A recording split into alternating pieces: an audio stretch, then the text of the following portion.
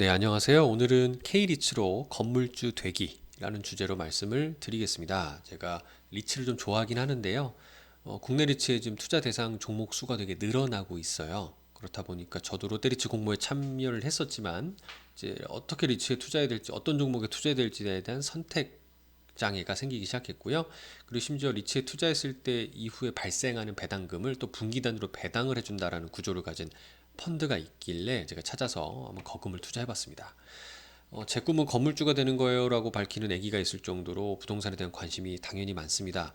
정기적인 임대료를 수취할 수 있다는 장점을 가지고 있고 심지어 투자한 자산 가격이 상승하게 되면 시세 차익까지 노릴 수 있는 거니까요.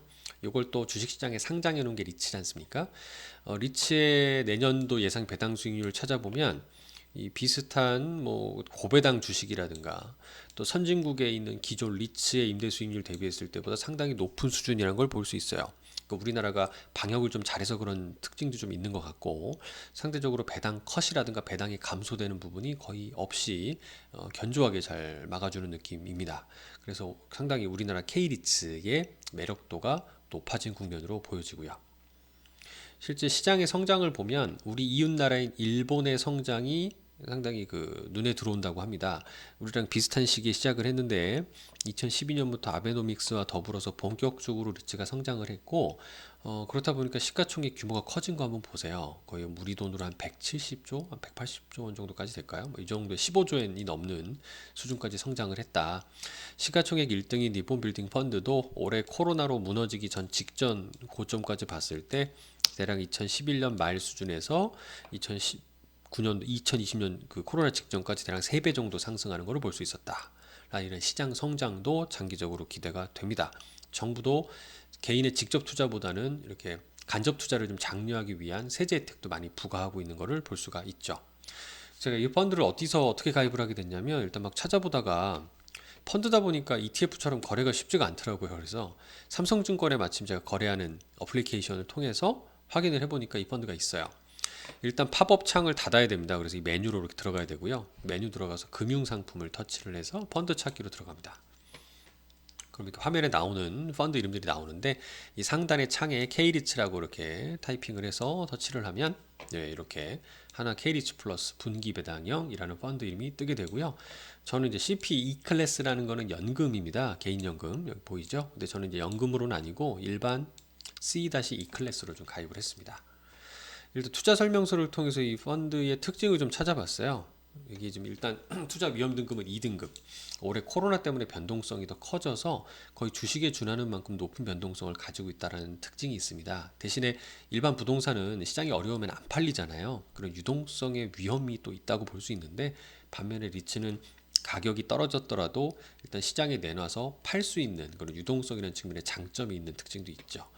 이 캐리츠 플러스라는 그 펀드는 국내 리츠 및 해외 부동산, 그러니까 해외 리츠에 투자라는 특징을 가지고 있고 리츠 및 인프라 등에도 투자한다는 걸 볼 수 있고요. 국내 상장 리츠 IPO에 참여해서 향후에 상장할 때 공모 가격으로 시장에 참여할 수 있는 그럼 이후에 막 상한가를 몇 번 간다든가 뭐 그러면 좋겠지만 안 그럴 수도 있고 그런 부분에 참여해서 시장 초기 진입 이점도 누릴 수 있다는 특징을 갖고 있다는 겁니다. 리츠엔 60% 이상, 인프라엔 40% 이하 정도 투자하는 전략을 가지고 있고요. 이 펀드의 특징은 현금을 분배하는 방법을 가지고 있습니다. 그래서 매 분기 분배금을 지급하도록 되어 있고요.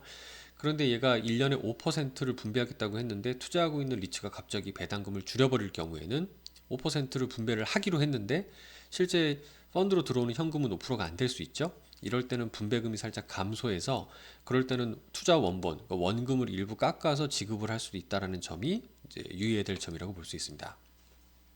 현재 포트폴리오를 보면 코람코 에너지 플러스 리츠도 있고요. 신한 알파 리츠, 롯데 리츠, JR 글로벌 리츠, 맥쿼리 한국 인프라 이거 되게 유명하죠. 이지스 밸류 플러스 이게 태평로 빌딩 가지고 있는 미래선 맵스, 이지스 레지던스 이건 부평의 그 임대주택이죠. 이리츠 코크랩, NH 프라임 등등 우리나라의 대표 K 리츠들을 투자하고 있는 걸 볼 수 있습니다. 근데 흥미로운 거는 글로벌 리츠도 같이 투자를 하고 있어요. 한 26% 정도. 그래서 한번 찾아봤습니다.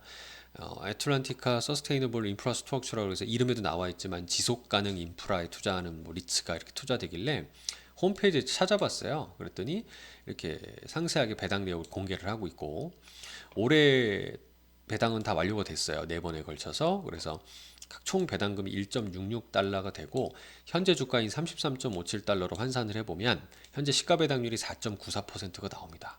굉장하지 않습니까? 이 회사가 주로 북미나 남미 같은데 이렇게 태양광이라든가 뭐 이런 그 발전 시설들, 송전선이라든가 이런 시설들, 인프라를 투자를 해서 거기에 배당금을 주는 구조를 가지고 있더라고요.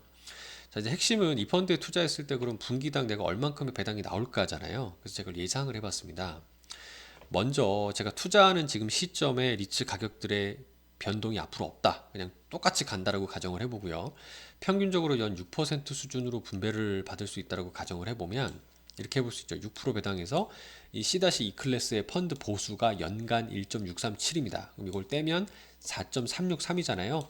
1년에 4개 분기가 있으니까 분기당 약 1% 수준이란 걸 볼 수 있습니다. 그러니까 이거 1억을 투자했다 그러면 분기당 한 100만 원씩 예상되는 현금 흐름이 발생한다라는 거죠.